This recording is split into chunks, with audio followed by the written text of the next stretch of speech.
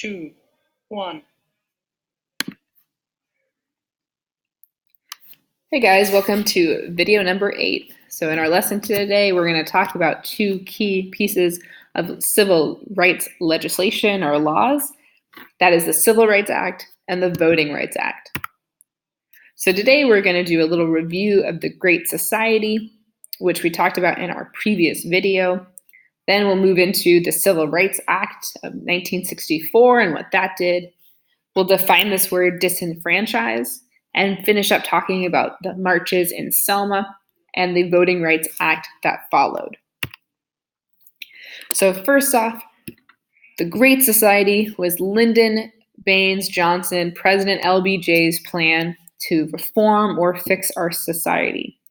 This was his plan for how we are going to end poverty and stop racial discrimination and reduce crime.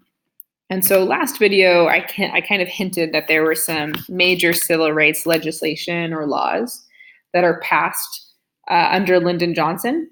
And so we're going to talk about those today. The first one passes in 1964, and it is called the Civil Rights Act. This is a huge one, right? All of those people that we talked about protesting, doing sit-ins and boycotts, marching in the streets.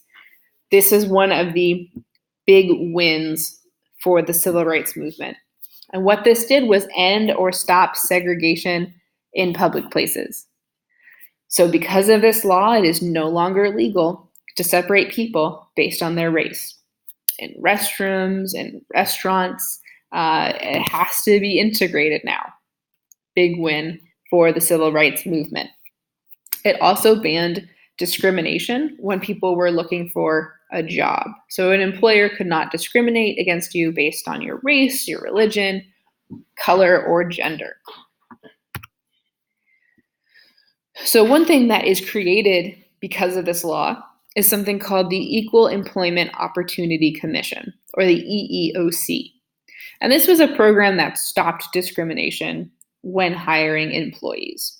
So if someone was looking to hire candidates for a job, right, typically before the Civil Rights Act kind of looked like this. You've got different people, you have men and women, you have people of color, you even have a disabled gentleman here on the right. But what typically would happen is that white guy gets hired, right? We recognize that that is not okay, that we need to evaluate everybody as a potential candidate. And so it's no longer okay to just discriminate when hiring. And the EEOC oversees all of that. If you've ever applied for a job, you'll notice usually questions ask you, what's your race? What's your ethnicity? What is your gender? That goes to this group, and they kind of keep track and see who's being hired at these big companies. Affirmative action is another thing that comes out of this time period. And affirmative action was meant to increase opportunities in school and in jobs for minority groups. Because we recognize that there are certain groups of people who are historically discriminated against. So in the image behind you, kind of see the idea of affirmative action. There is an interview, and there are people here, women, again, people of color, who are just as qualified as the white person who's getting the interview. And so affirmative action is a way of bringing up people who are part of groups that were commonly discriminated against to give everybody a fair shot. All right, so this word, it's kind of a weird word, might trip some of us up, but disenfranchise here means to deny somebody the right to vote. So the franchise is an old way of saying voting, and dis is Latin for not. Disenfranchise is something that we see people being disenfranchised today, and certainly back in the 50s and 60s. So some examples of this, of trying to deny people the right to vote, was that poll tax we talked about, where you have to pay to vote. Well, if you can't pay the fee, that's going to stop or limit your ability to vote that day. Literacy tests, that really frustrating test you took in my class, that certainly stops people from voting. You're not going to be able to pass the test. You're probably not going to show up the next day to try again. And even today, guys, there are voter ID laws in many states, Texas included, that says, hey, we require for you to have a government issued ID. And this can be seen as an act to disenfranchise people because it costs money to get an ID. If you don't have a car, it might be something that you choose not to do. And then when you want to go vote, you're stopped from doing so. Another piece of progress is shown here on the screen. This is the 24th Amendment to our Constitution. So an amendment is a change to our Constitution. And with Amendment number 24, it did go ahead and ban the poll taxes in elections. I think this comic does a really good job of showing what this looks like, right?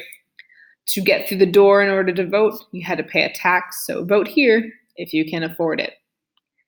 So this was a reality. Many people who couldn't afford it, they were not able to vote that day. And it's something that is now illegal in our country.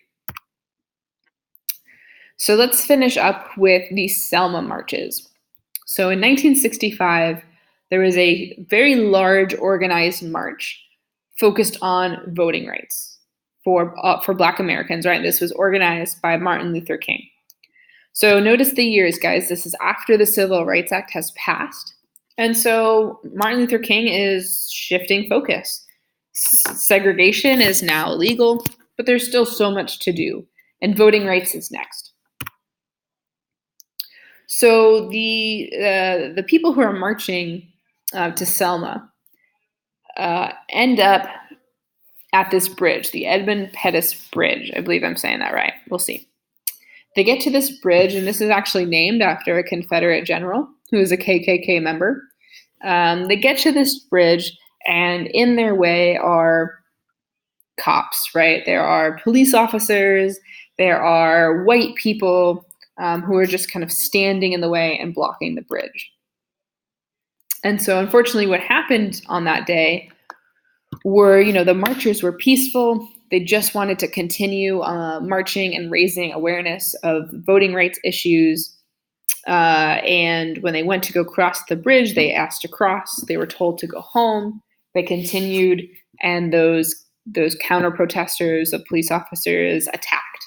Right, so they attacked and beat up the marchers with their clubs. They hit them with tear gas as they were crossing the bridge. And this is a still from the video that was shot that day.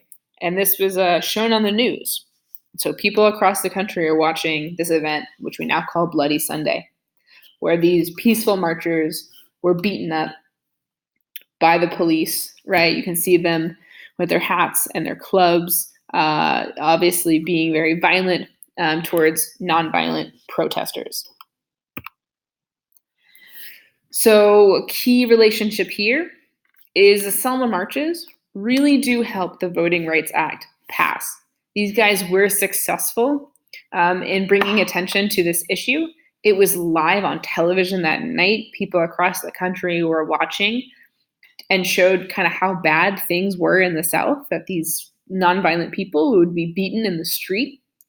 And so it put pressure on our government to pass the Voting Rights Act in 1965. So this is a key civil rights law. It's a very important one, and it banned racial discrimination in voting. It helped end those poll taxes and got rid of those literacy tests, which were very racist and unfair. So just to end on this map, guys, you can take a look. You see in red is the registered Black voters in 1960. In blue, registered Black voters just 6 years later. You can see all across the country at the increases. Right here in Texas, it looks like it almost doubles. So the Voting Rights Act definitely helped people, Black Americans, get registered to vote, be able to cast the votes that they deserve. All right, guys, we're going to summarize those notes. Think about what the key things that we learned from this video and write that one in your own words.